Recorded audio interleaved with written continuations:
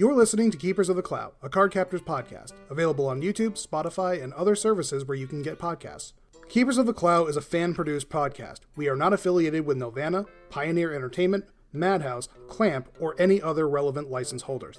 Any statements and views expressed are our own and not endorsed by any license holder. Right. I don't know who that YouTuber is, but I've seen a lot of videos pop up for it too this week, and mostly all of them seem to be pretty positive, so that makes me happy.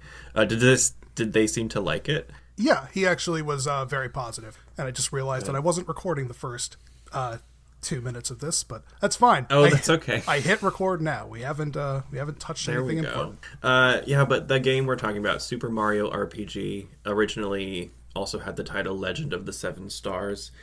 It's just fantastic, and it dropped, like we were just talking about timing actually. I'm not going to get specific, but I've been in and out of the hospital this last week. I'm okay, it'll be fine. But it came out like right when I needed a distraction because I've not been feeling great, you know? Mm-hmm. And I've always loved this game. It's always been my favorite game, but because of that, the timing of it too, it just felt extra special to me. I was like, thank you, whoever, like Nintendo gods or whoever made that happen. Nintendo has uncanny timing. Like they do. They dropped Animal Crossing New Horizons right as I was told, because I was enlisted at the time. And they told us, stop coming to work. And I was like, okay, great. Animal Crossing drops tonight. Well, there you go. See? Isn't that weird? Yeah, I think Nintendo's pulling the strings of something in the world. Right, and I was like, what? Anyway, so no, but that guy is spot on. They changed like only what needed to really be changed, I think for legal reasons. They added some like quality of life stuff, all of which I wished for as a kid. Sure. Like to the T. Like, the best part is you can change your party members during battle, which you couldn't do before. And once you play, you'll see why that's great. Yeah, he mentioned that. Like, I've actually never played the original one. I've seen Game Grumps do a playthrough of it. So that's my only real exposure to Super Mario RPG. I had the SNES Classic. I could have gotten around to playing it, but owned that thing for like 2 years and haven't done it. If you appreciate music, like I know you've noticed the music in Cardcaptors, like the dub we're covering. Mm-hmm. This game is another example where having an impeccable score elevates it even further than it would have been without it. You know what I'm saying? And then they took on the new one. It's all like done by I think the Japanese Philharmonic Orchestra or something. Mm-hmm. So it's even better now. And I'm just saying the whole game is very musical, but the best part about it is the timed hits. You're a JRPG fan? I definitely played a few of them in my time. I think most of what I played was Breath of Fire. Okay. Have you ever been like, man, I should be able to block if I hit the button at the right time? Yeah, I have played Paper Mario, and they were in there too. Yeah. So. Yeah, Paper Mario is the unofficial sequel of this because of the like battle between Squaresoft and Nintendo. Yeah. But yeah, so they're in there, the timed hits and all of that, which love that aspect of it too. Yeah, it is my understanding that they have increased the window a little bit so that it's easier to hit them. And it shows you, like, I've noticed there's an AI kind of thing that if you miss a lot, it'll start showing you when to do it with a little exclamation point, and then once you get it down, that goes away again. Okay. Which I thought was kind of cool. But yeah, it's just excellent. So anyone who is curious about it or loved the game and is like, I don't know about a remake, I promise you, as someone who, that is my favorite game. If you were going to play one game in your life, I think it should be that. They did a great job. It is so well done. Well, so I just... That's really high praise from someone who likes the original so much, but yeah... I was worried about it. And it's everything I wanted and more, honestly. It's very typical for remakes to be worried about it, but so far, yeah, I've heard everyone basically saying that it's great. They remade the original game and basically didn't change anything. They added a few extra things. Like, my only wish is that they added an expert mode that made it harder, because it is quite easy. Mm-hmm. Other than that, it's kind of like pretty much perfect as far as you can get with games. And that's something they could add later with DLC, and I would fully pay for that. Right. 100%. Also, this opens a lot of windows. Like, they have found a way to do this. They can do a real sequel with the same characters. They can put these characters into Smash. There are so many options, so I'm excited to see what comes of it too. You know, you can keep asking for Geno in Smash. They may never do it. Well, this would be their in, though, because it was a legal reason why he wasn't there. Oh, that's true. Right. He was an Enix thing. So, okay. Mm-hmm. Yeah. And Malo, too. I guess they finally settled that. They know, and the thing is, it's a money thing. Like, Nintendo, people will buy that DLC. I promise they will. Mm-hmm. Like, you know they will. But anyway, so that's been my super, super fun, exciting moment. Played through the game in 3 days. Nice. I'm going to do it again later, but wow. What about you? Anything cool going on? So when I told you in our chat where I was saying I literally finished what I was doing, I wasn't being hyperbolic about that. I literally was done like the same minute that you sent me a message saying you were ready. Because what I was doing was I was taking my last Pokemon team through the battle tree in Ultra Sun, so I can finally send them all to home now, nice. Where they can be safe, because I don't know when Nintendo is going to shut down these servers, but it's Noah's Ark. I got to get everything off the planet now and into Pokemon Home, because, it could implode at any day. I absolutely love how serious you are about it, because when I was at my peak with Pokemon, I was exactly the same way. Mm. And I appreciate how much you care about them. Yeah, so. I've also kind of wasted way too much time doing this. Like the episode probably could have been out slightly earlier if I wasn't playing so much Pokemon. But this is the end. Wasted time if you were having fun? I wasn't always having fun. That's the thing. Because I was because right before this I was in Gen 6 in the Battle Mason. That was way harder. The Chantelaines are way tougher than Red and Blue in the battle tree. Like they were embarrassing. That's one thing Pokemon does well is post-game content, though. That, like, if you want to keep pushing it, you can in most of them. As long as you're not Gen 9. Which one's that? That's the most recent one, Scarlet and Violet. There is no post-game. Oh, yeah. Which they didn't even put a battle tower in. I'm not even good at Pokemon, like good Pokemon battling, but, like, I can do a battle tower. I'm getting better at them now, like now that I've done all this. But they should add something like that to the Mario game, a battle tower arena. Well, they have that. They have that. Or at least that's what I've heard. Is there's like a post game dungeon where you can redo the bosses. Yeah. But it's like once each, as far as I can tell, and then although you can redo the final guy as much as you want, but. Even him, if you understand the mechanics of the game and have good timing, right? It's like not hard enough. Hard, make it more difficult, please. The level cap is 30. There's our gamer chat. That seems to be the way we're opening these, is talking about things that mostly gaming. I don't know what I'll be talking about next time. Because to bring it back to anime. So we're saving the other thing till the end. Do you want to start the episode then? We are, yeah. Let's talk about that. So This is I'm so glad we've actually gotten to this one, because I've been buzzing about talking about this one all day. So this is episode 7 of Cardcaptor Sakura, which is the Japanese title is Sakura's first attempt at burglary. It's translated a few different ways, but burglary and first attempt are all involved. The English title of it is The Mysterious Painting, and this is another one where, even though this was a very, very early Cardcaptor Sakura episode, this was aired as episode 23 of the Cardcaptors run. So way near the end. I think it's technically aired after the Final Judgment episodes, which is just really weird, because that means there was kind of this bunch of episodes that were filmed or that were aired after the end of the first arc, where she's called Master of the Clow, but now she's catching a few more cards. So weird. Speaking of, do you have any idea where it was airing at that time? Was it still the same? Kids, yeah, it was WB Kids or whatever. Yeah, it aired on Kids WB. That's where Cardcaptors was originally. It was there. It went through an entire run there, and then after that, it was aired, I think, one run through on Toonami. And those are the only places in North America I know that it aired. I know nothing about UK or Australian TV to say where they aired there.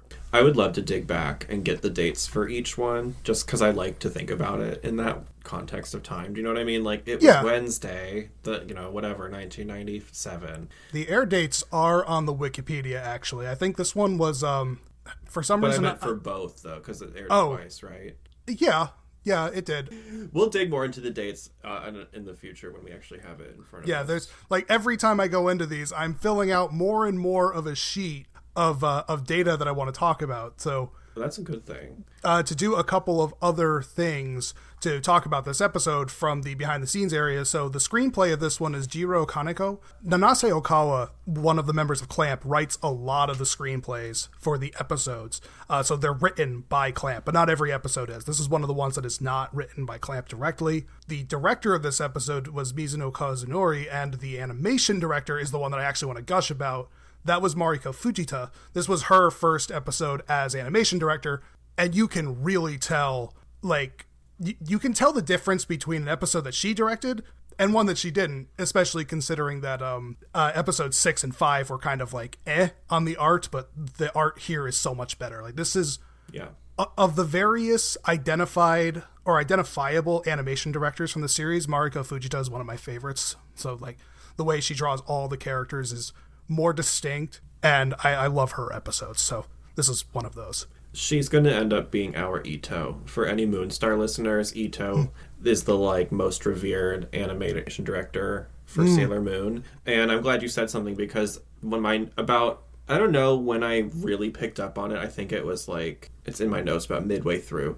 But I was like, the animation really picked up in this episode. And I noticed it the most in the facial expressions, and then the quality of the hair, specifically like the movement of it and how it just looked shinier somehow. I noticed it in Madison. And then details, like the watch and everything.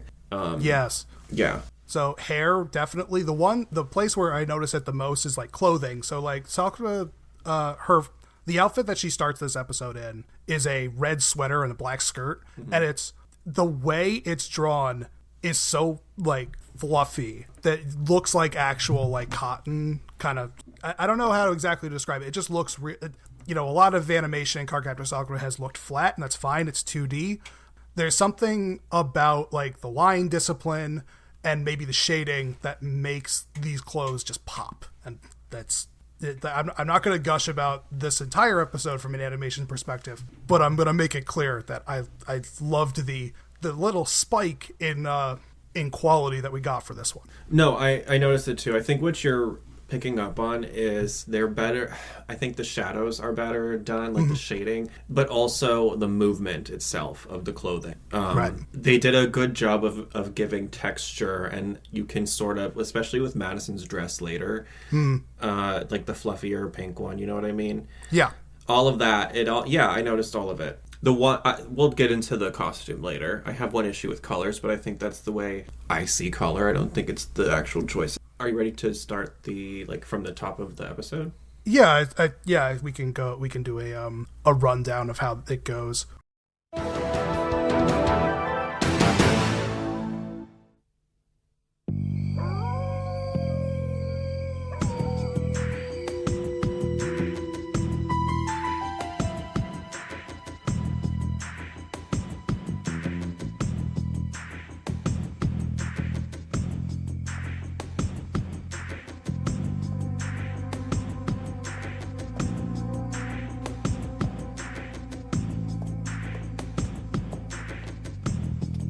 The first thing I noticed was the background music for the opening scene. This is, I think, the first time I remember hearing it, but it's probably been used before. What is happening here? Yeah, I kind of want to say that because it stood out to me too. This music stood out to me. I don't quite remember if it's been used before, but it's an excellent new track for these nighttime scenes. So what the setting of this scene is, they're at a museum, and we're just we're panning through a museum. It's an art museum of sculptures, mostly. There are paintings, and we settle on a certain painting as a guard is walking by. I believe all he does is just get spooked by the painting. Yeah, and we see there's someone sneaking around outside, but we don't see who it is. What? Really? I completely missed subtle. That. It's subtle. You see it. It's like through the window or something. Oh, maybe. But yeah, that's our setting. Funny thing, YouTube always dings me when I play too much of the original Cardcaptor Sakura. It dings me on the music, but it doesn't care how much Cardcaptors I play. Yeah, I figured that's why I maybe borrowed a very, very small amount of some of their thing for the audio sting for the network. Because I was like, if there has ever been a deader license, I don't know one.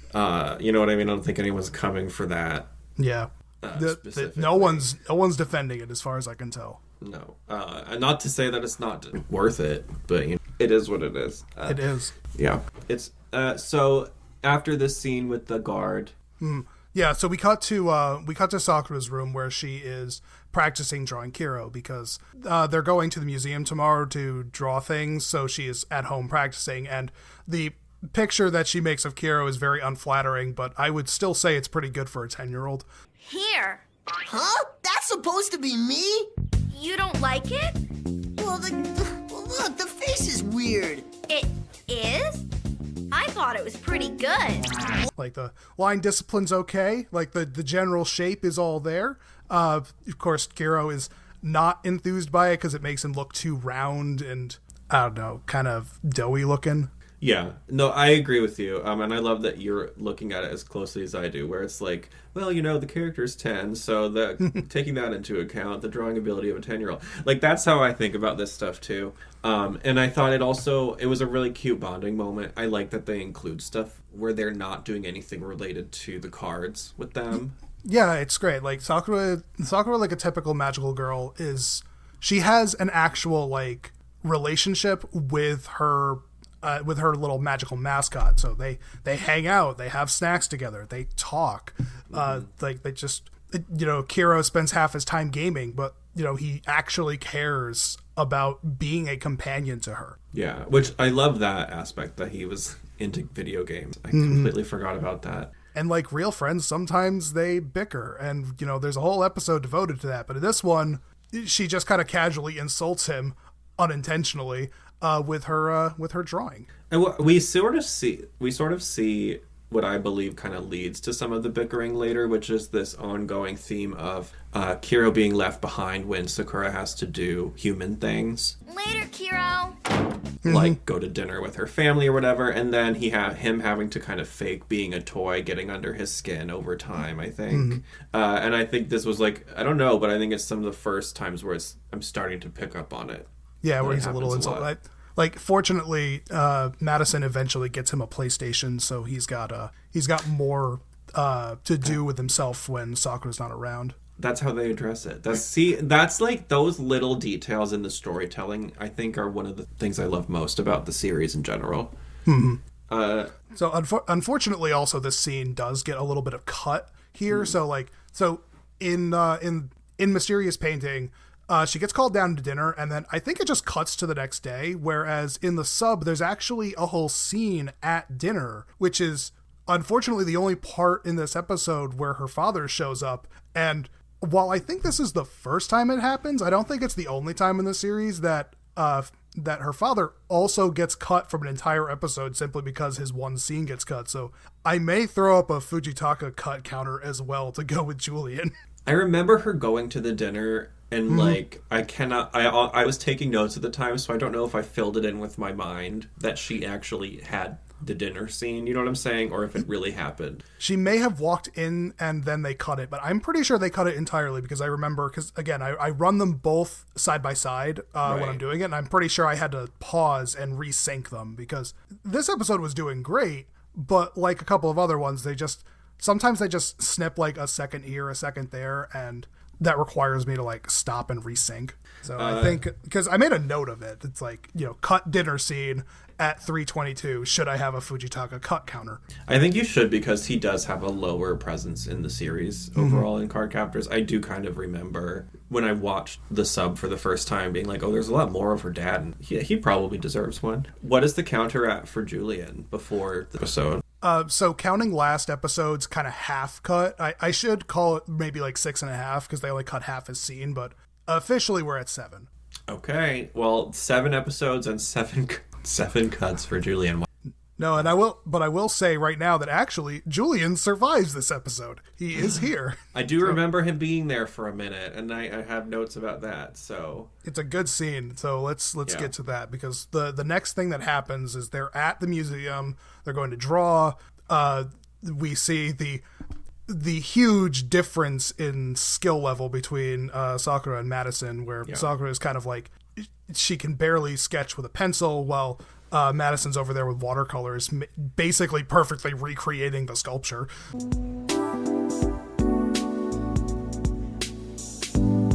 Finished. Let's see yours. Amazing. So, cool. We've got another thing that Madison is just great at. But it's like her character is somehow still so charming and like not show-offy. No, of course not. It's perfectly normal, and it's like, knowing that she is a rich girl, it kind of makes sense that she's probably had a little bit of just classical training in various arts. Yeah. So it's not really crazy to think that she can draw, like, at a basic level. Right. One thing I noticed or noted that I loved here was that their sketchbooks were gigantic and said sketchbook on them in English. I loved that. That is very on the nose. Right. I love when they do that. And then, of course, Sakura freaks out when she sees that Kiro messed up the drawing. That Kiro drew over her drawing by in his mind, improving it.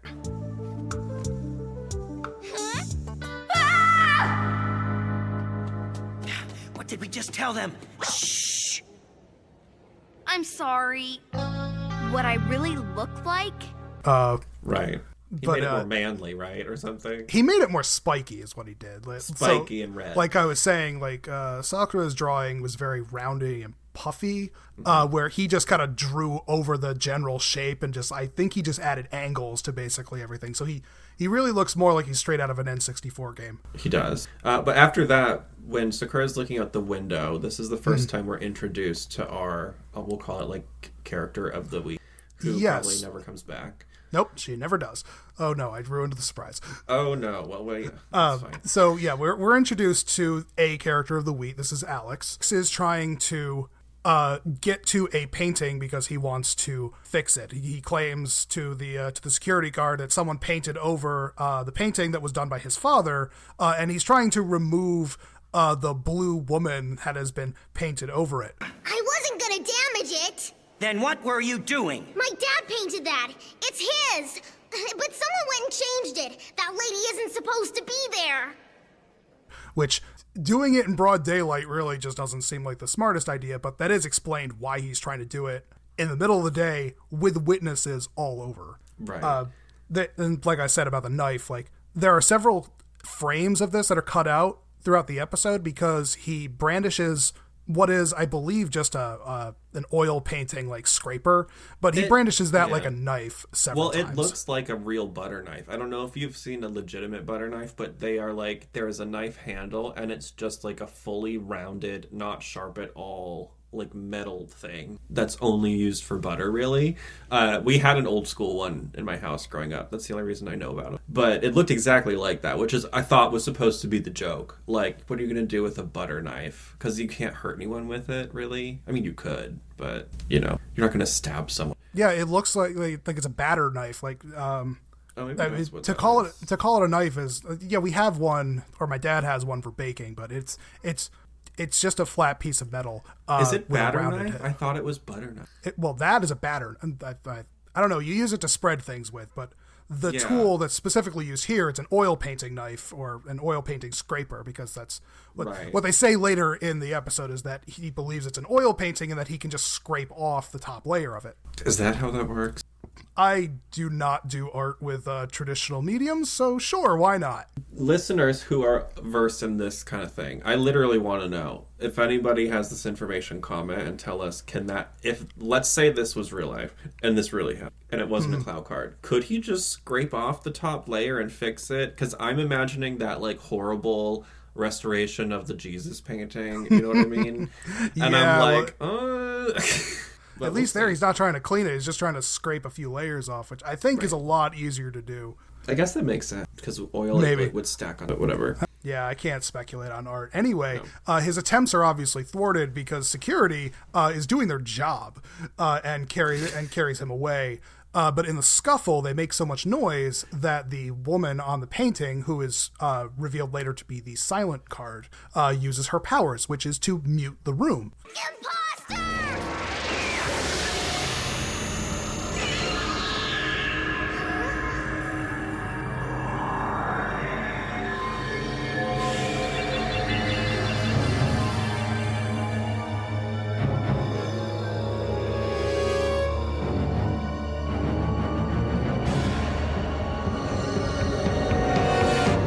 Which, I'm just going to say, that's a great Clow card, and I wish I had that power. That would come in future. Just make everything just silent for a moment. You don't even have to say be quiet. You just make them. Oh, that sounds mean now. You just mute the room for like a minute of peace. It's like a real life Zoom call. I'm just going to mute all of your faces for the next 30 seconds. You will get your voice back when you be quiet on your own. It's great. Speaking of voices, I think the voice of Mr. Terada, their teacher, I think is pulling double duty because I think he's the voice of the security guard too. Like, I'm pretty sure it's the exact same guy doing the exact same voice. What did we just tell them? Shh! What do you think you're doing? I saw you trying to damage Let me go! that painting. That doesn't really surprise me that actors are pulling double duty. I mentioned back in episode 4, I'm pretty sure Maggie was the voice of the rain card. I wouldn't be surprised if all of them got to occasionally voice Clow cards. Do they credit the Clow cards specifically in the credits anywhere? Unfortunately, they don't really add character voices outside the main cast. I actually had to go digging for who voices Alex this week, and her name is Chantel Strand, which sounded very familiar to me, and I had to look it up. She's the voice of Bijou in Hamtaro. Hamtaro! I forgot all about that. But anyway, the way that we get to see her mute the room, she does this little thing, the shush with the one finger over her lips. And I thought it was funny that they called it shushing people because it's sort of a silly word, or it sounds silly. So when they're being serious and saying shush, I'm just like, okay. But one note about the clothing, because you brought it up earlier, I like the little Cardcaptor's wing symbol on Sakura's yellow shirt. Oh, yeah. Oh, that's a bit later. Yeah, I actually still had more to say about the go for it. The museum scene. So the other thing, and this is an interesting dub change I found, because I had to watch several versions of this episode to get a few different factoids. So you and I have been watching the HD versions that I believe came from Australia, PAL region. Right. So they're nicely colored, like they're the good quality versions.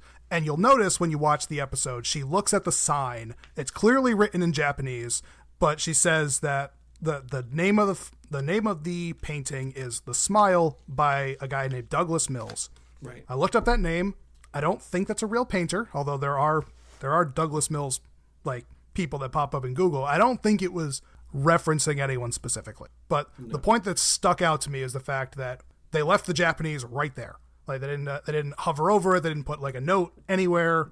It was just there, which is very interesting because in that era of dubbing, it was very common to strike Japanese wherever it was. Yeah.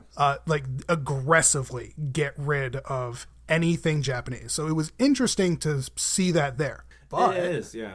But when I went over to the VHS copy, which this episode is on Times of Need, if you go to that, you can see that they do edit it. They actually do change it to just The Smile, Douglas Mills, and it's the sloppiest Photoshop job or whatever they use for it you can imagine, but it was about as low effort as you could possibly imagine. Okay, that is a detail that I love though, because I've noticed this with streaming that I think this is something people don't think about. They can edit what is on the streaming stuff at any time, and jokes that were in, like, let's say it's a stand-up special, they can like put in a joke that was cut at any time and not saying, and then it's just there, or they can take it out and then it's just gone, and you're like, wait, what happened to that? I watched a lot of Will and Grace, and a lot of jokes have been removed from Will and Grace on streaming because just in today's society they don't play that well, you know what I mean? So I it's imagine like that whole show doesn't play well. There's a lot of it where the choices like it would get them in trouble today, we'll say. And when it comes to stuff like this, you can track what was what was originally there back to the VHS. But then, like you were saying, the one from Australia has this other version of it. And if we didn't have the VHS, we wouldn't know that they ever did that. Yep. And so I've been on a mission because I checked the US version, I checked the Canadian version, which I think are basically the same version on different cassette tapes. And then yes, I don't have a PAL one, so I can't check my UK versions, but yeah. Well, this isn't, and it's not only, I'm sure this affects other animes and stuff too. Like with Sailor Moon, our best reference is in the Sailor Moon R movie.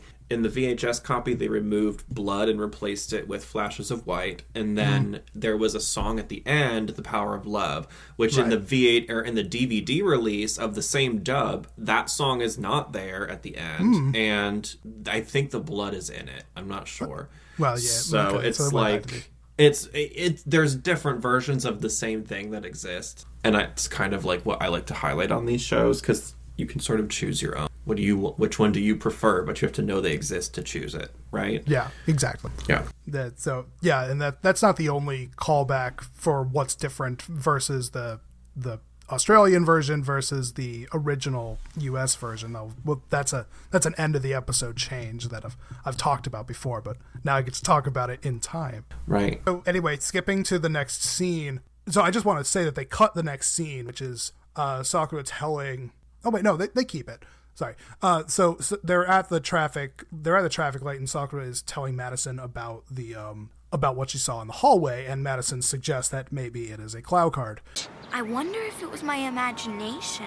Sakura, you're very sensitive to spirits and things. So tell me, do you think it's a you-know-what? A Clow card! What they do is they cut the scene immediately following this, where it's revealed that while they were talking, the rest of the class walked off without them.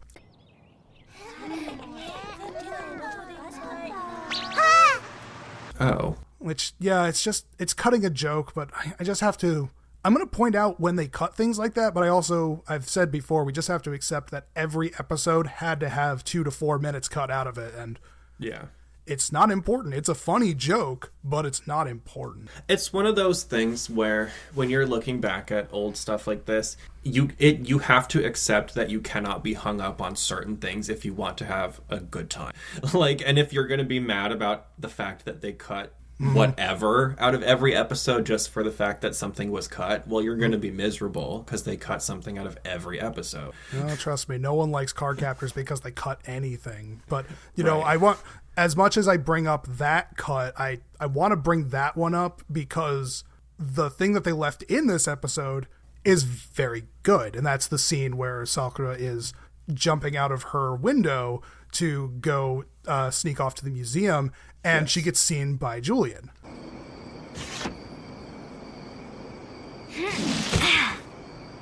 Sakura? Huh? Hey there. Julian! I agree. I'm glad they chose to... I think they made a good call on what they got rid of here. Because they absolutely could have cut this scene, but... with the track record of cutting Julian, they could have absolutely cut this, but I'm really glad they didn't, but they did edit it. Okay. So the way they edit it, the way it plays out in the original version is that Sakura gets spotted by Yukito, and she says, I'm out here to look at the stars... And Julian, or Yukito, and I think Julian, they both basically say the same thing. It's like, well, be sure to go look at the moon, too. Oh, I'm just trying to get a better look at the stars. Well, don't forget about the moon now. お月様でも見ようかなと思って。星もいっぱい出てるしね。 Wink, wink.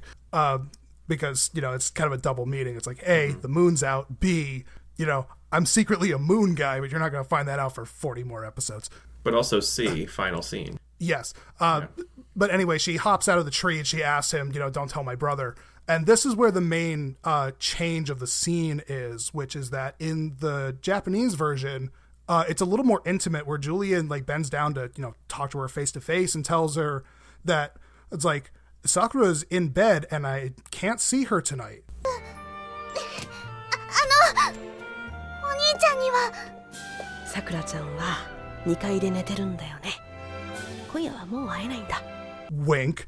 And whereas in the English dub, they actually cut out the scene of him bending over and just kind of loop the scene of him talking more, just, add more mouth flaps to just say that, like, where he just says, I didn't see a thing. But please, don't tell him. Don't you worry, I didn't see a thing. So same message, but they kind of take that romantic element out of it, even though there is still a scene of Sakura blushing in the English dub. But yeah, they cut it out. They nerf the romance of it. They cut away. They still don't want to kind of lean too far into the fact that that Sakura has a crush on him, even though the series established it in the episode prior, when they play the first episode, they established that Sakura has a crush on him. Then they kind of like back away from that to never really let it ever have focus. Well, once they made that choice, they couldn't really let much of it leak through. Otherwise, it would have been too obvious, I guess. And I mean, that's one of the things that people don't like about the Cardcaptors dub, obviously, is like, it's such a harmless thing to cut out. The show took all of its romance elements out of it, maybe, as you said, in an overzealous way, to be like, no, we can't have any questionable relationships at all. And Cardcaptor Sakura is full of them. Yeah. So they decided to just go the whole kit and caboodle and just remove everything. Yeah. And honestly, it's funny because of I don't know, but even I think it's conditioning from the time period I was a kid in or something. But even me looking, and I'm very open-minded and I recognize all the nuances, it's still a little uncomfortable to me, and I don't know why. And I think it's just because that was what was echoed all around me by, like, you know what I'm saying, by like the media and adults and like all of this stuff that was coming out, and then you're sort of programmed to look at that and make it something that it's not, almost, and then you're uncomfortable. But it's like, but we understand that that's not what it really, I don't know, it's such a confusing thing, and it's one of the things I knew covering this show was going to come up, It's going to come up more. Yeah, and like there are certain other aspects that are explained, and we talked about with magic, that makes it a little less awkward, but like that relationship between the two of them, for me, I've always just kind of been like, I don't need it. You know what I mean? Yeah, this is one of those times I kind of wish I had a face cam, because like I am just so smug. Like I'm trying not to laugh, because this is, as a personal tangent here, this is an aspect that gets so much bad rap in Cardcaptor Sakura. All of the questionable relationships that show up, which, for the record, by the way, there's only, quote unquote, stopping to count here. Okay, actually there's 4. There's 4 relationships where the age gap is more than 3 years. There's 3, actually. It's actually a lot of them where it's more like 5. Oh, wait, no, there's a 5th one. There's a 5th relationship where the age gap is at least 5 years. Which, 5 years as an age gap, as adults, is different than, like, this age group. Yeah. So this is a thing that, wow, I just talked myself into realizing that there are actually more of them than I think. But the thing is, most of those relationships, one of them specifically, and we'll talk about it when we get to that episode, but one of those relationships in the manga, you can rip out like 3 pages of one book and it's gone. Like but that's the one that gets the most attention. And anyone listening right now who is familiar with Cardcaptor Sakura knows which one I'm talking. I have no idea. Okay, we'll keep that a secret until episode. Oh God. Okay. Yeah, episode 10. It's either that or episode. So we'll talk about it. But anyway, the point is like, of the relationships in the series that have a more than 5-year age gap, the Sakura Yukito one is the most harmless because it's entirely one-sided. It's Sakura crushing on an older guy, which is like box standard for magical girls. You go to like Pastel Yumi, she crushed on her friend's older brother. You go to Creamy Mommy, she liked a guy who was, in her defense, only 4 years older than she was. it was super common for magical girls to just crush on older guys. I think I realize why it makes me uncomfortable. What I'm probably reacting to with this, for where I'm feeling for Julian, where it's like, he doesn't want anything going on here, but this girl will not stop, like, crushing, you know what I'm saying? And it's like, it's hard for me not to kind of, like, react to that. But if we're reacting just to the show, I think you're probably right. I think there's really totally nothing wrong with it. No, it's, yeah, and definitely, like, 20 years later, some sensibilities have changed. And also there's just culturally different sensitive, like, I think Japan has generally been less sensitive to it in general, for good or bad. I'm not going to go into the details of 20 years ago Japan, but right. Yeah, it's like, you know, different standards, different things, you know, skeeve people different ways. Fortunately, and it's a complicated topic, so it's like, this is above our pay grade. It really is. We're talking about an anime that was technically targeted at 12-year girls. Yeah. But listen, if it's bringing up weird feelings for me, I'm sure I'm not the only person. You know what I'm saying? So it's good that we try to hash it out so other people can, like, still enjoy it. You know what I mean? Yeah, like I said, anyone familiar with Cardcaptor Sakura who's listening to this, you know exactly how many uncomfortable conversations you've had because someone shows up and brings up a specific relationship, and then I'm thinking of that meme of I'm blanking on what his name is. It's the meme where where there's a guy in a hangman's noose and he turns to the crying guy next to him. He's like, first time. Oh yeah, like, yeah. It's that meme. That's so time funny. A new person comes into this fandom and discovers that specific. I remember it being an issue, like this type of thing being an issue with it before, but also there's so much more to the show than that. There really is, and Cardcaptors cut most of it out. And it's successful at it, frankly. It is. Like, I think the show is... I've said it before. I think the show is perfectly functional without it. Yeah. It's so funny to me, though, because I think in a way this will help, hopefully, heal the fandom's view on it from a lot of aspects, not only on Cardcaptors, but on these difficult relationships. Or if anything, it'll give people, like, talking points that they can use when they're confronted with those situations that you're talking about, right? Like, because we've dealt with it here. Anyway. Good news, everyone. If you don't like the relationships in Cardcaptor Sakura, I can assure you that none of them exist in Cardcaptors. Exactly. Including the big one. Not the problematic big one. I mean the big one. I can't even think of the one and I've seen the whole series and I'm like, what the hell is that? I'm being ambiguous for your sake and the audience's sake, but yeah, we'll get to it. Like I said, I think it's episode 9. We'll revisit this conversation again because I think we're gonna probably bring it. We're gonna have to. We should talk about the episode. Yeah, we should. Speaking of, where are we? Okay, so we're in the van where Kiro talks about the silent card. This is one of those episodes where there isn't really a mystery. It's actually pretty easy for him to figure out what it is because she could tell him it's like, oh, it's a card that makes everything quiet, huh? Yeah, that's the silent card. And then he's like, it does something else, but I don't know what. Yeah, but that's not all. When it shushes people, something else happens to them. Like what? I'm not sure. But you're the guardian beast of the seal! It doesn't speak, so I haven't had a chance to figure it out yet, okay? Yeah, because she doesn't talk much, therefore it's never told him what the power is. Which is a good enough excuse. Yeah, that makes sense. That track, as they say. And then this is also when I put the note in about the animation. I think I first noticed it when she was in her capture costume, but there were other clues up until then. I was thinking you were going to talk about the faces and the expression they make. Well, it was that, but I noticed, I can't remember exactly what it looks like anymore, like what she was doing with her face. But I noticed that it was more expressive than I'm used to, and there was like, I don't know how to explain it. The movement in this whole scene was better. Oh, yeah, maybe there might have just been more frames. The movement didn't do anything for me. Still, the fluffiness of the clothes was once again a nice thing. Again, that sweater looks really nice. But then they have very anime expressions after Kiro tells them. It's like, I have no idea what it does. Oh, that was fun. Everything was bigger with the face episode. Yes, the heads are slightly bigger than in some episodes. I think I do notice that. And I know in this specific scene they're like that. I'm not sure if that's just because to enhance the comedy factor or if that's been a thing through the whole episode. It didn't really occur to me. Oh, I don't mean the heads. I mean, like, the expressiveness or, like, it's just more extreme than what they've been giving. It's very anime. Can you describe the costume for this week? I kind of like this outfit. It's so much tamer than usual. Right, so we, so actually in the previous episode, we got to see a sneak peek of it because this costume is worn when she catches the illusion card.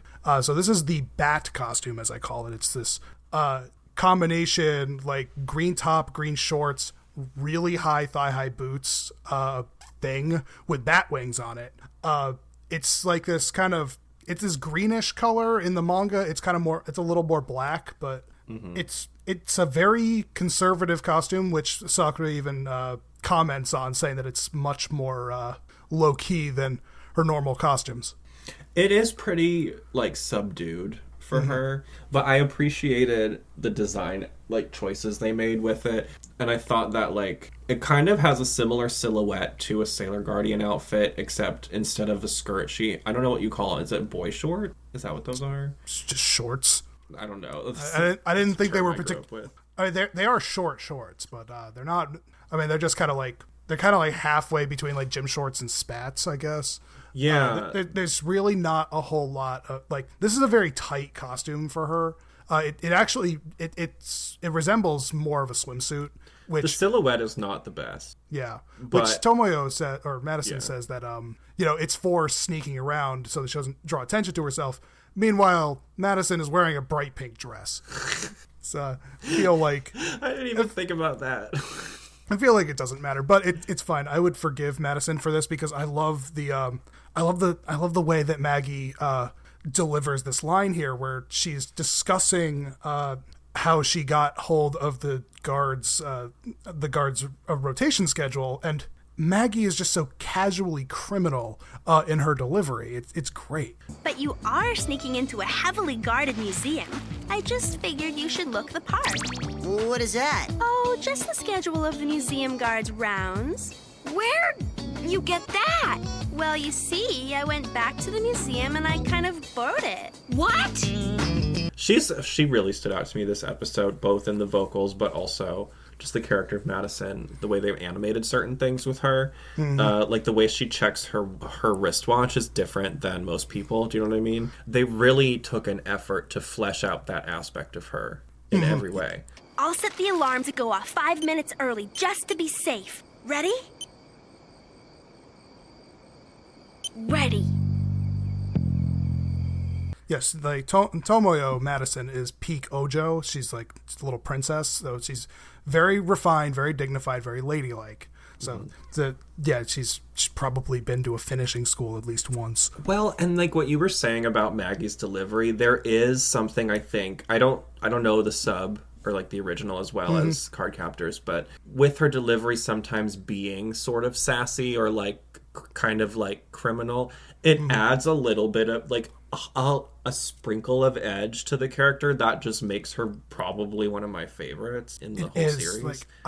This is why to this day, I've said this before, like when I read manga, I still read Tomoyo in Madison's voice. Like that, to me, Tomoyo will always be Maggie Blue O'Hara, even though Junko Iwao, the Japanese actress, is very good. I've said this before, but I'm going to do it again because I want to gush about Maggie. Like the presentation of Tomoyo in the Japanese version and Maggie Blue O'Hara in the English version are polar opposites in that, like, the Japanese version is this very refined, dignified way of speaking, and Madison is a California Valley girl, and they both suit the character perfectly. And you get two different versions. It's spectacular how well it fits. Like, they're both good.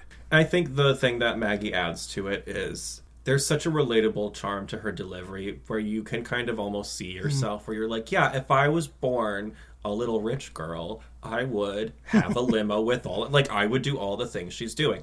You know what I mean?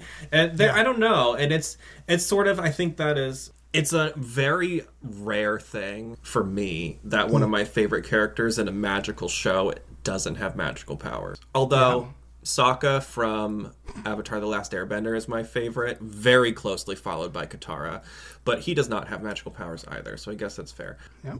But there is something to be said about that, where it takes a lot to make an impact when you're not a hero in the show. But before we get there, they're investigating the museum, come across the same kid from before, who we know is Alex, and Kiro decides to try and scare him away using a tactic that I really enjoyed. What did they do here?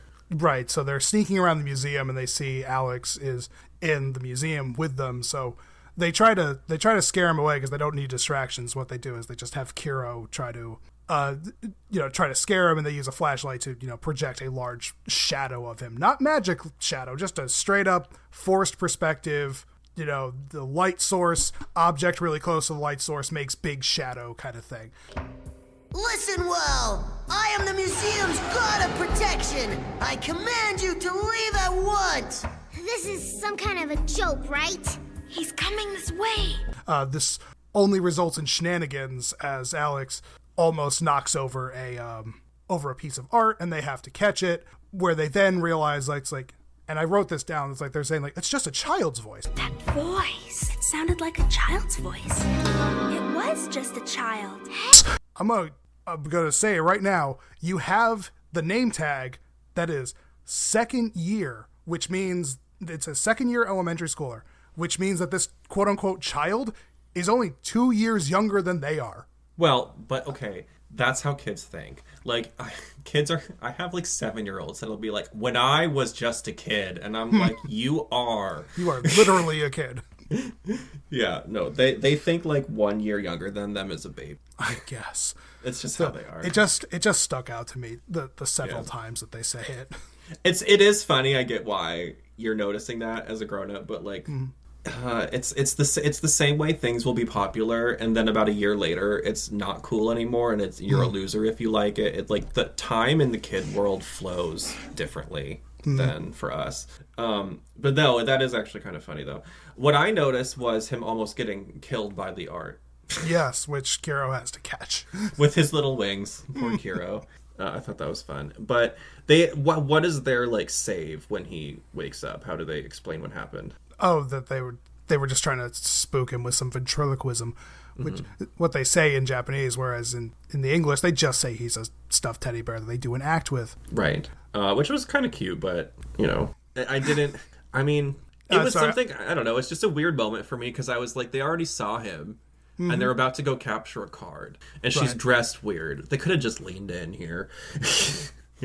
I suppose. I'm not sure what else they could have. Madison already leans in when not even leaning in. It's just why are you dressed weird? Madison's response is just her thing. Then why are you dressed like that? What, this? It's her hobby. It's just her thing. It's your thing, Madison? You're the one who gave her the costume.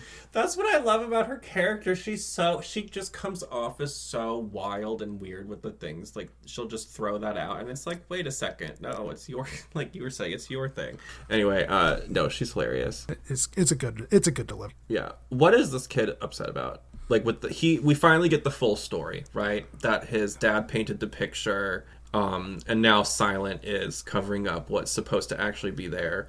Yeah. And we find out that his dad died. And so we knew already he was trying to correct it though, right? Yeah. We already talked about how they think that someone painted over it and he wants to go and scrape off the old painting. He also thinks it's a ghost because and this is so the reason why he was trying to do it during the day is because as the next scene shows, every time they try to get close to Silent and they make some kind of noise, Silent shows the other half of her power, which is that she can clear the room of noises.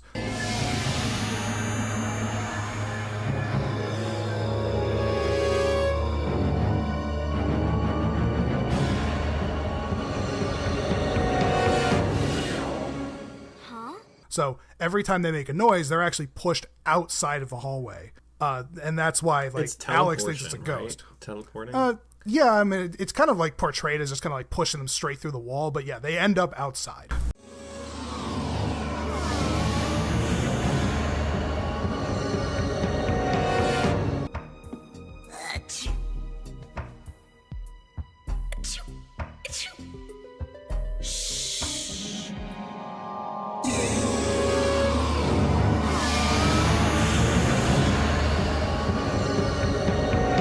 Alex, not being a magical child at all, really takes that in stride. Like, yeah, that is fully unexplainable by any conventional method, and he doesn't care. Well, that's a kid again. Eyes on the prize. He only cares about fixing that painting. Well, he already accepted that he thought it was a ghost. I'm not sure why the line would be that the ghost can't. You know what I mean? Like, he's already kind of in the. Yeah, he's already drinking the Kool-Aid. Yeah, I suppose like he's already pretty invested. Kids are just kids. They accept things like that a lot more freely though than adults do because their mindset is less rigid. Does that make sense? Yeah, no, it makes sense.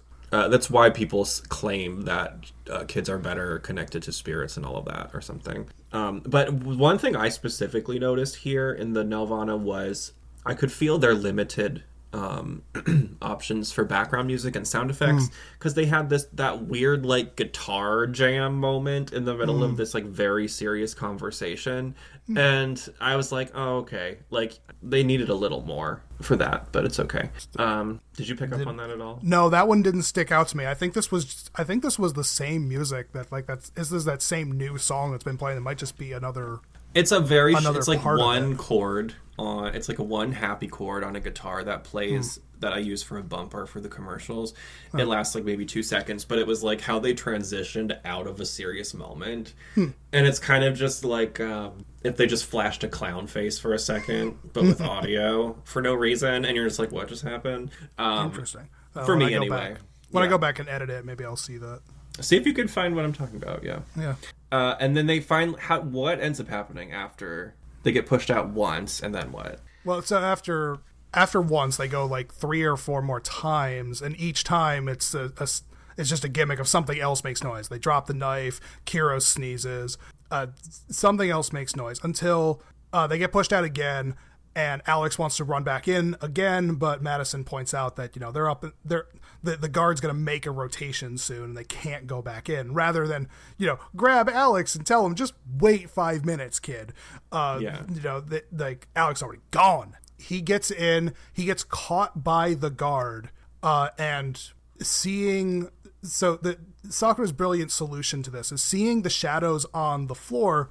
She realizes that what she can do, she has a card perfectly suited for this. She uses the shadow card, which allows her to transfer basically her presence into the room through a shadow. So she's able to knock the guard over, disperse the situation.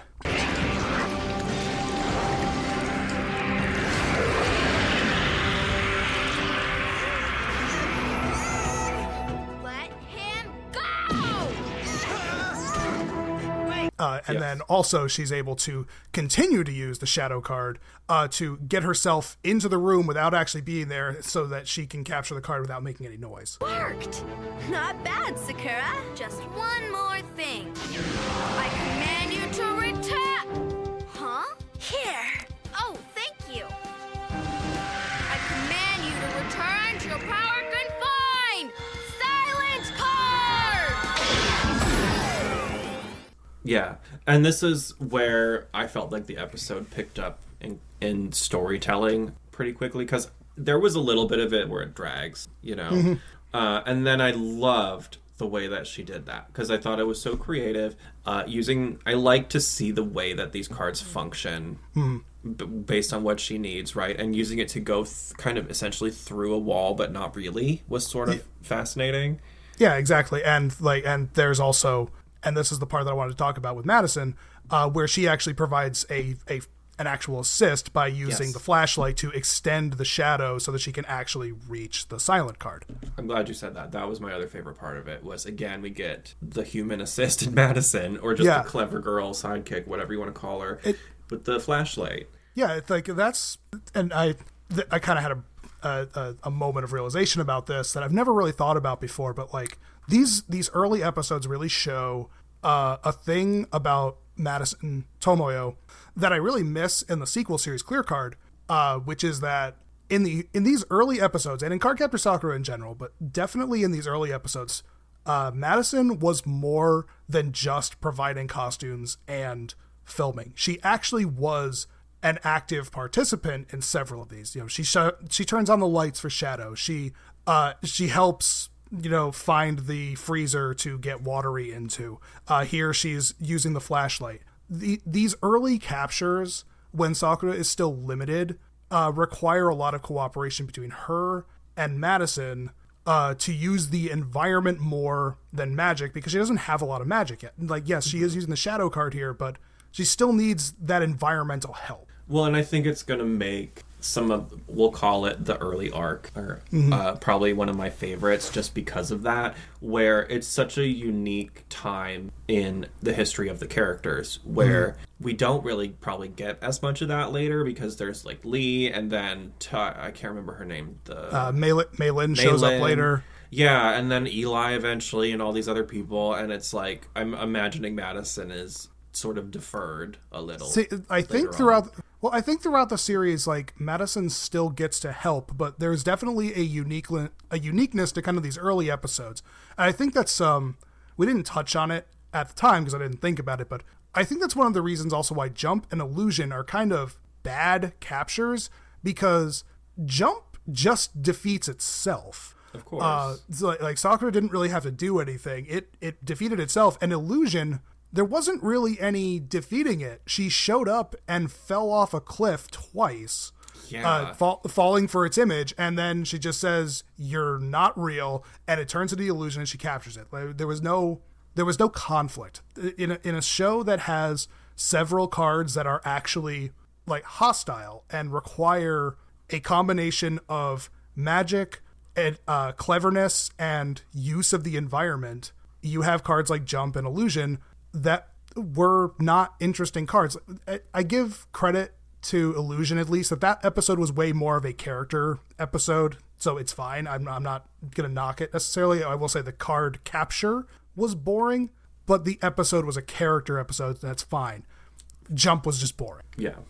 Jump needed to be rewritten, and I already have the plot for them. The Jump card is like assisting the kids when they're in PE class doing the vaulting horse, and it's like making them jump too much and they're getting hurt or whatever from it. Like, not, you know what I mean? Sure. Like, but to me, that seems more like what the card, it would be going towards active jumping something, or it would be drawn towards where there is a lot of that. That seems to be more the way the cards work. And then it's at her school, and there is a conflict that can be resolved, and it would draw attention in that way. If you had to keep the stuffed animals, they all jump, and they're all set. I don't know. It was just, yeah, you're right. Jump is terrible. A couple of notes, though, before we finish out like this episode itself. Yeah. They reveal the original painting, which also reveals to us that Alex is in fact a girl. She is. They say that multiple times, actually. Alex, you're really a girl. I'm sorry I kept calling you a boy. I'm the one who's sorry. You know, you really are a beautiful girl. Sure are. Right, because they have long hair. And then there's this kind of like awkward moment where they address the misgendering. And then Alex is gone forever. And just I'm not gonna lie. Yeah, it looked originally Alex looked like a young Lee, right? Yeah, they do have the same bangs, basically. Yeah, they do. And then when they took the hat off with the long hair, it's like Lee stapled long hair onto the back of his head, because they didn't change the way the front of the hair is cut. It's like the most extreme mullet you've ever seen. And I was just like, I get what they were doing with this, but this is a very old trope that I think has died down. Yeah, where they get where they get just an enormous amount of hair all tucked up under a hat. Now, like, I'm very impressed with how small women can get buns sometimes. Like, I knew a girl while I was in the military, and you still had to women still had to tie their hair up. I knew a girl who had like 3 feet of hair, and she could get that tied up in a bun smaller than a baseball, and I was just amazed. So I know that it can be done, but yeah, this was kind of like that more lazy tropey thing where you had this ridiculous amount of huge, thick, wavy hair all contained in that single hat. Really?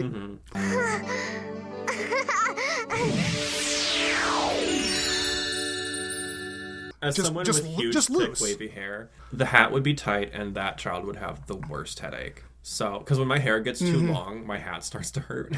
I'm like, Yeah. it's time for a haircut.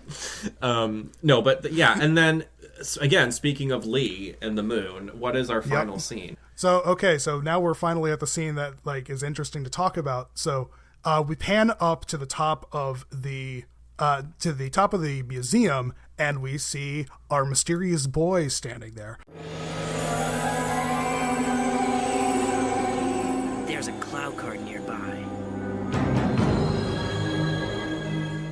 This is Lee Shaoran, or Lee Shouran, as it's pronounced in the Nelvana dub, as we'll find out. And this is the first time, really, where there is an actual distinct difference between the Nelvana dub that was overseas and the Nelvana dub that was here. Because of the episode order. So the one you watched, the Australian order, which is based off of the actual like play order of Cardcaptor Sakura. This is episode 7, and Lee has his line. I sense a Clow card here in the version that played in North America, because this was episode 23. So obviously Lee has been in the show for a long time. They actually have an alternative take of the line where Lee just says, "Not a bad capture, Sakura." Not a bad capture, Sakura.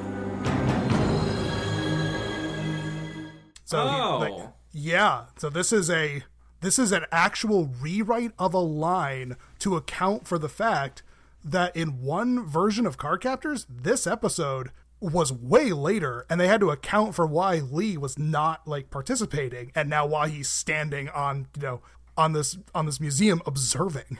That makes sense, though, with the order that they aired it in. It would have been weird if they left it. Yeah, see, this is the kind of thing that I thought, like, maybe the Australian version would have had a completely different version of Allies because it was being played in the right order, but no, that whole episode was the same. And they just left in the parts where they have to explain why she can only use 3 cards because she only has 3 cards.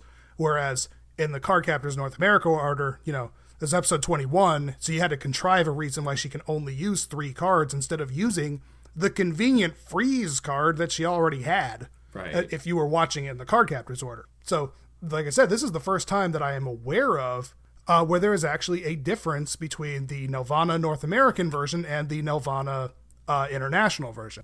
That is so fascinating, but I'm surprised they took the time for that. Do you know what I mean? More than it's anything. one line. It's not that crazy, but it's a detail though that would easily be falling through the cracks if it was like and rushed in any way. You know what I mean? Like it's one of those things you might miss by accident. Yeah, and it is a change that really takes into account the fact that the North American dub clearly went into it expecting to shuffle the episode order. Yeah. So that's the sort of thing where it's like, it makes you think like, okay, they dubbed this with a line that made sense in a normal airing order, and then they dubbed this with a line that only makes sense in the Cardcaptors weird order. Yeah.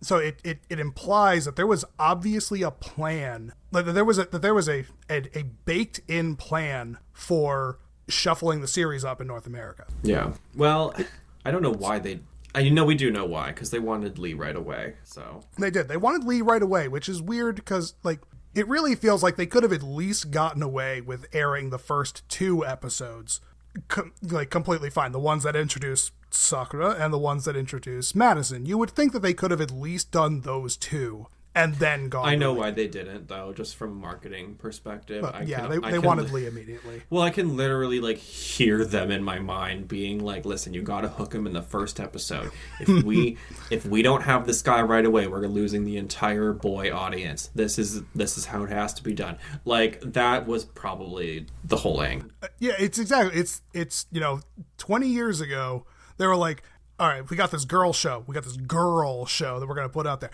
Cut it up so that the boy is in there immediately so we can get the other half of the gender spectrum in there." And now 20 years later, just to date where this review is, the Marvels just came out and bombed. But now it's like, it's the opposite in Hollywood where it's like, get all the women in there. Yeah. Guys, Hollywood, stop. Like, it's not working. It's never worked. Like, just forcing one thing or the other to try and appeal to a demographic is just not working. Just go with just make a thing, make a product. Right. And then Somehow, though, it still ended up, if you watch it in order, like... I kind of want to try and watch Cardcaptors authentically at one point. Well, you should. Like, I have it on VHS. Like, I can watch it in the VHS order, and I think that's the closest to the air order that I... Pete, you said you have the air order somewhere, right? I do. I have it in a document. We need to share that for people who want it. Let's rate the episode. So how would I rate this episode? Even with some of the cuts that were made to it, I would still call this one. I'm going to still call this one a 5. I like this. I like this episode. I think it works even in the state that it's in. I think it works. Okay. I would say probably a 4 because I think it does drag a little in the middle. And then I think that the card itself could have been featured a little bit more, if that makes sense. Like, I don't know, because it's probably because the card didn't do a lot other than shush people. And then it was like the repetitive nature of that is where it loses the star for me. But otherwise, I love the animation in this episode. I thought the costume was pretty good. Not the best, but not terrible. Yeah, I'll take it down to 4.5 because you're right. Like the thing is that I've said about this episode before is that Silent is one. So I haven't gone over this, but like in the manga, there's only 19 cards. In the anime, they fill that out to 52. So there's a lot more cards. Silent is one of those cards that is never used as for any kind of solution. It's purely a card that had an interesting gimmick to overcome, but it's not actually like useful in the deck. So this is definitely more of a episode where the focus is far more on just a card that had an interesting effect to overcome. The card, they never use silence? Never. It could have been so useful. I mean, I would use it. Well, think about it. Like, anytime she needs to really sneak somewhere and not be noticed, she could, like, use silence over her own footsteps or something to, like, mask her sound. It could have been a way for her to be more... sneaky. Yeah, I was trying to think of your word, but yeah. Well, eventually she gets a card that makes that completely irrelevant, so it wouldn't matter anyway. There you go. Okay. So we have some news. I don't know what it is yet. We do have some news. So you know how the difficulty has been that we haven't been able to be like, because one of the things you envisioned for this was like, we could do the podcast, people can watch along at home, but obviously, where can you find Cardcaptors? It's so hard. Mm-hmm. So I found a place online where you can watch Cardcaptors. If you I'm going to put the link in the description, but if you go to the Internet Archives, it's all there. There is a collected file set where you can watch them all. You can watch them on the site. You can download them. Is it entire the VHS, DVD? What do you know what it is? It actually is kind of a mixture of uploads. And actually, I think I may have gotten some of mine from here and forgotten about it, but it's a mixture of some of the higher quality PAL region ones that we've been watching, but a lot of them are the lower quality, I think, VHS versions. But the point is, it's all there. You can watch it. Here's the link. It's going to go across screen. It's going to be down in the description. I'll send you the link so you can put it somewhere in the in the episode in the playlist stuff. Yeah. But the point is that you can watch Cardcaptors. It's the Internet Archives has it, and as far as I know, no one's taking it down anytime soon. I don't think so. The Internet Archives, it's a great resource in general for that kind of thing. I would say you guys now have no excuse to not watch with us. So I'm just saying, this is one of the things I really enjoy about doing shows like this, and I felt this with Sailor Moon first, is it's forcing me to not binge something that I normally would, right? It is. I've been thinking of sitting down and just doing a primer and watching the entire series, but I'm like, no, I think this works out a little better if I give it some time in between each one. Yeah, and what it sort of has done for me with Sailor Moon is I'm getting to almost re-experience it airing again, even though it's on my own schedule, because really it's cool. It is a really fun feeling. So if anyone else wants that, the only real way and the only real opportunity you're going to have to feel like that is if you watch the episodes in real time as we release the episodes of the podcast, because once we've hit like the end of it and you can binge the whole thing, you're just going to do that. You know what I mean? But if you're having to wait for our next episode to come out before you watch the next episode, you're on your own, you're also going to get that sort of thing. And what it does is it allows you to have this like it's like a comforting hovering thing that lasts a lot longer than if you just do it all in a weekend. Yeah. Do you know what I mean? It brings a lightness of energy into your life a little. I don't know, for me anyway. So. I like how you say it's like you get to experience the series again, because for me this is the first time I've been watching Cardcaptors since it aired 20 years ago. This might as well be a new experience. I'm watching it with a very different viewpoint than I would have when I was 10, 12. I was 12 when this came out. Oh, God. I was thinking about that, too. I think this episode today, I know it aired in North America, but I don't think I saw it on TV. This one did air in North America, yeah. So I think this might have been the first time I saw the Nelvana version of it. I think I may have only seen the Japanese before. So I think there's probably a lot more Nelvana episodes that I haven't seen than I realize. Probably. I would well, first off, there are 30 episodes that you definitely haven't seen. We only got 35 episodes aired in North America. Yeah. Maybe 40. It's somewhere around there. There's definitely at least 30 episodes that you have not seen. But we're getting into the point now. This is the last Sakura only episode. So Lee will be in the next episode, which means that we have caught up to where the U.S. airing skipped to start the series. So we're now going to be seeing a lot more episodes that actually aired in the U.S. So that means next week we're covering U.S. episode 1. Yes. The next one will be U.S. episode 1, Cardcaptor Sakura episode 8. I'm curious to see how it plays in this order. Do you know what I'm saying? Because I've only ever seen it as the first one. Right. And to me, it makes sense as the first one because of the way it's edited. It'll be that. See, that's exciting to look forward to next week when you do the sync ups, though, and you'll be able to tell us if the Australian one is different or not. Yeah, because I'm gonna have to now. I'm gonna have to watch like multiple versions of the same episode just to see if things change. We're making so much work for you. I'm sorry. That's fine. I'm actually really enjoying it. Good. As someone who unironically enjoys Cardcaptors, I can't even say unironically anymore. I genuinely like this dub. Like this is, as someone who likes the original series, this is not painful for me to sit through. I stand by this.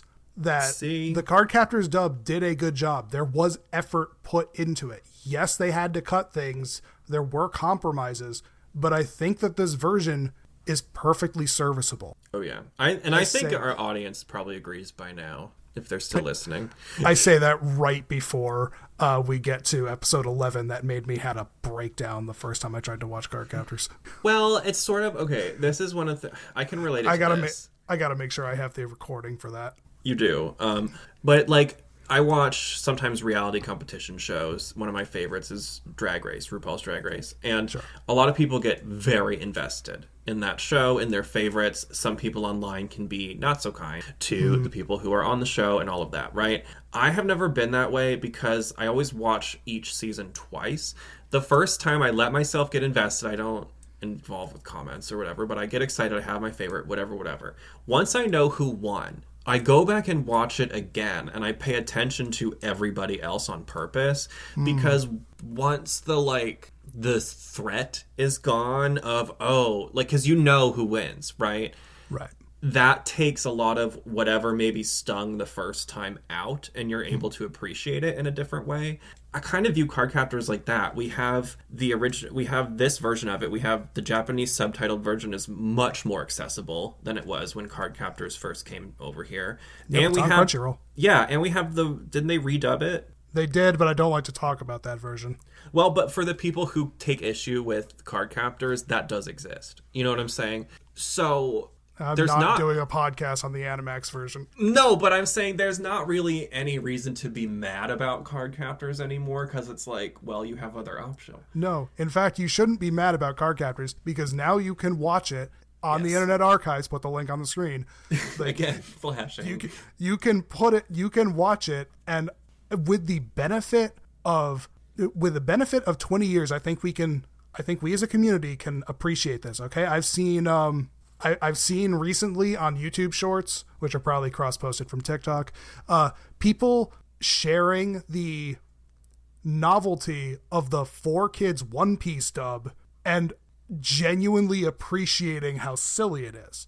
And it's a different level of appreciation, but the thing is that with the benefit of time, I think we can come together and appreciate that this dub deserves a lot less hate than it gets. Oh yeah, I hope so. That's my goal for this, is that, and that's why I started the Moonstar show originally, which I haven't really talked about on there. But the thing that made me pull the trigger to do it was I was seeing all this hate for the 90s version and people grossly misinterpreting the reasons certain changes were made, what the changes actually even were, people just spouting off random nonsense. And that show was so profoundly important to me as a kid, and it got me through so much, and it's guided me through a lot of my life to the point where I was like, this is incorrect, and I need to make sure that there is a massive record of what this was really like, and in a way that like is coming from a place of love and not looking to tear down something for fun or for likes, you know. These podcasts will be our legacy. Yes, exactly. But no, that's a great way of putting it, though, because I've been a very negative person on lots of things. I love being critical. Maybe the Nostalgia Critic and other YouTube people have really made me more cynical than I have any right to be, but this is a franchise that I actually want to approach with genuine enthusiasm. And I've shown this podcast to some people who are like, this is like the happiest I've ever heard you. Because I'm like, I get to talk about Cardcaptors, okay? I have loved this show in a tiny little corner of my heart for 20 years and never had someone to talk about it with. And now I get to do this. This is great. I very much appreciate that you reached out to me to do something like this. Well, that's exactly the energy I was looking for, though. And I think that's what people who listen will respond to, because, okay, there's a lot of podcasts and there's a lot of YouTubers out there who, like you say, are very critical, and that's their thing and they have their place, and it's great. I get fatigued from that. And when it's like, when I'm wanting to listen to something that I already enjoy, I really want to hear people celebrate that. I don't really want to hear them be like, well, it was so bad because of blah and blah, and then just regurgitating all the stuff that's been said over and over again. I want people to take a more nuanced look at it and a more critical eye, but not to tear down, but to build it up. And I think when we're doing that with this show, it's going to help give people the ability to do that with other things in their lives, I hope, too. I hope so. At the very least, I've heard enough people dump on the Cardcaptors dub. I want to do my part to get it the appreciation it deserves, and maybe we'll actually get to the point where someone who owns the masters in a vault somewhere will put it out on an official thing so that I can buy a product. Give me the product, whoever owns the masters, Funimation or Madman or whoever's vault it's in, give it to me. I have so much money that I can give to that. We need to figure out how to track it. I think if we keep being persistent about it, the fact that the show even exists might be enough to like push them a little. If you're like, well, I mean, we're covering it already. Same deal. You know? When I go on Twitter or Tumblr, I'm going to start tagging the cast in this too. Like, just maybe it'll reach someone. I mean, these are essentially a massive free commercial for the entire series. So yeah, I mean, a free commercial for a show that technically no one owns. Right, that can't make anyone any money, but that's fine. It is important to some people, even if that group is small, and that's who we're here for, right? That's me. So, I'm one of them. Yeah, me too. I've always loved this show.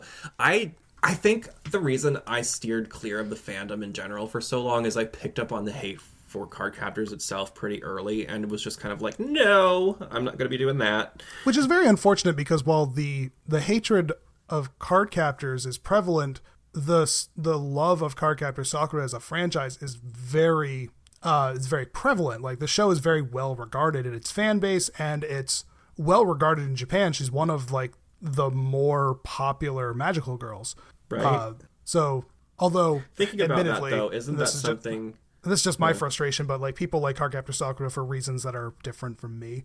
Like, I've already said it. Like, everyone loves the romance element of Cardcaptor Sakura, and I'm like, take it or leave it. Like, Cardcaptors cuts it all out, and it's still a functional show without it. Yeah, and like I've said before, the card stuff. Yeah, do I miss some of it? Sure. We talked at length about Sakura's crush and how it's, completely cut out of this version. Do I miss some of those cute moments? Absolutely. But do I think the show is ultimately harmed by it? I suppose that depends on what you're into the show for. If you just want a fun magical adventure, Cardcaptors will do it for you. Yeah, definitely. It's nice having both options, kind of, though. You know what I mean? Like, because I personally I remember watching the Japanese version all the way through, and because I had only seen Cardcaptors the first time, the amount of romance was a little, like, stifling sometimes for me, and I was just like, See, I still don't even feel already. like I still don't even feel like it's that much. Really? I think I was just, it was the amount of additional relationships that I wasn't used to all at once, maybe. Because like you said, there's like 5. There are 5 relationships where the age gap is larger than 5 years. There are more relationships than that. It just seems like such a different focus. It's just, God, there's so many of those. Yeah. Like, well, we're going into... Go ahead. Yeah, no, I'll cover that in another episode because we'll have opportunities to talk about this later. Yeah, but I'm hoping that we can eventually... I think it would be great if we could figure out how to get the license for it, because not only for just this, but that would kind of be another, like, well, if they can do that for this anime, maybe someone loves the original dub of whatever, and that's been lost, and then they can get it for that one. You know what I mean? Like, having it come back to the public a little once it's abandoned. If it's, like, abandoned license, there should be something about that. But, lawyer listeners, if we have any... Say lawyer things in the comments, help us. Yeah, my not sponsored. We use the law card. I'm going to go over to Legal Eagle and use the Eagle Team thing, not sponsored. Yeah. I guess that's it for this week, right? It is. We've covered a lot. This is a long episode.